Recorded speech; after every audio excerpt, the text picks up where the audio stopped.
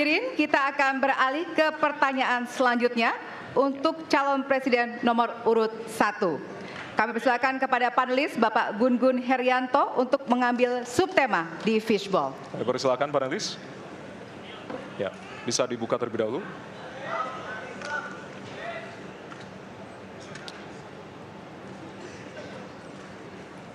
Tema ketiga adalah penanganan disinformasi dan kerukunan warga.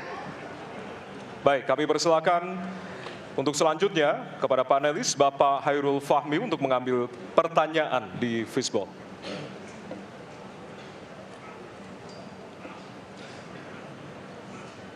Ditujukan ke depan adalah amplop huruf A. Baik. Amplop A untuk penanganan disinformasi dan kerukunan warga. Baik, pertanyaan untuk calon presiden nomor urut 1 adalah tema penanganan disinformasi dan kerukunan warga, huruf A. Kita lihat bersama, masih disegel, kita akan buka bersama.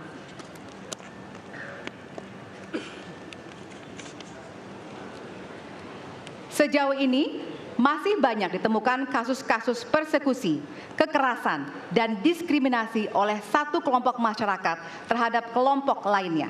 Pertanyaannya, apa kebijakan Anda untuk melindungi warga negara dan memperkuat toleransi dalam masyarakat Indonesia yang majemuk?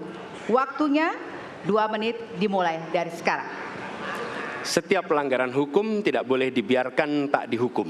Karena apabila dibiarkan, dia akan menular dan dia akan dianggap sebagai sesuatu yang benar. Karena itu langkah yang pertama adalah setiap kali ada pelanggaran dikerjakan oleh siapapun, kapanpun, dimanapun, maka tegakkan aturan, tegakkan hukum. Nomor 1.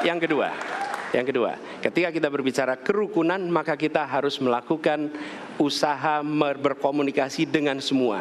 Negara tidak boleh memusuhi salah satu unsur yang ada di masyarakat. Nggak boleh. Negara adalah penyelenggara yang harus menjangkau semua.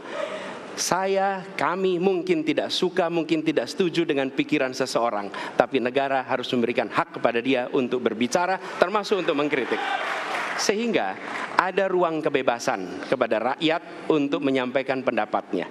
Jadi kita harus sadar, negara bukan mengatur pikiran, negara bukan mengatur perasaan, negara mengatur tindakan. Di situ kita atur. Dan bila melanggar, maka itu dilakukan tindakan penegakan hukum. Lalu ketika sampai kepada usaha untuk menjangkau semua, pasti komunikasi dilakukan, tapi selalu saja ada peristiwa pelanggaran, ada peristiwa kekerasan, dan seringkali rakyat tak tahu kemana harus melaporkan.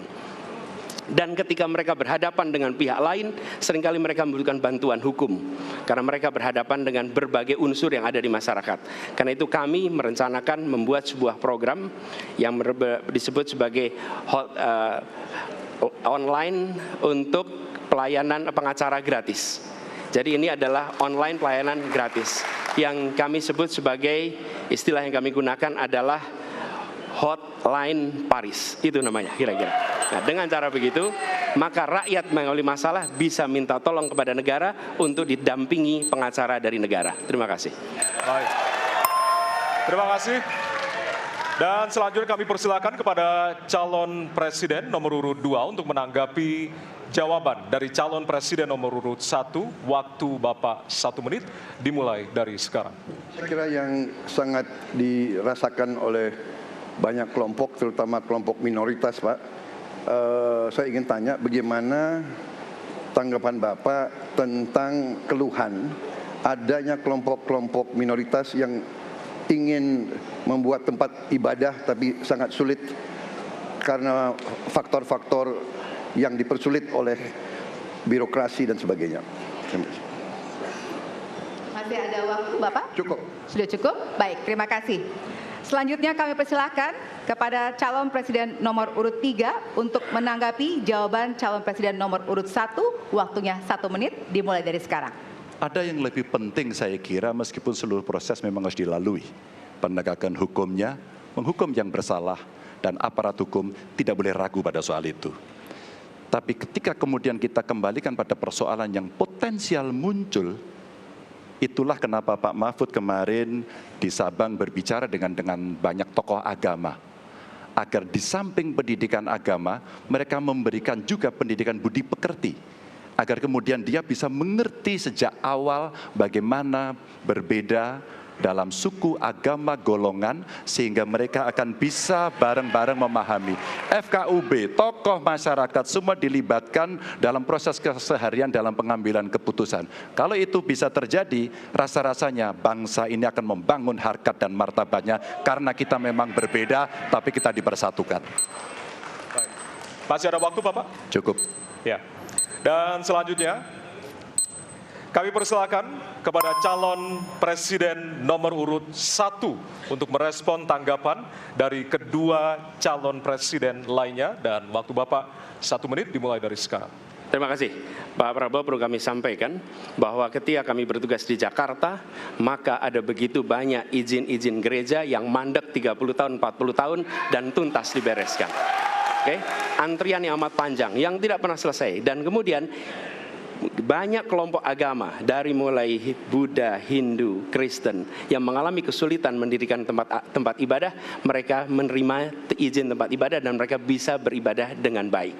Dan kalau boleh saya laporkan, dalam sejarah Gubernur Jakarta yang paling banyak memberikan izin rumah ibadah adalah Gubernur Anies Baswedan.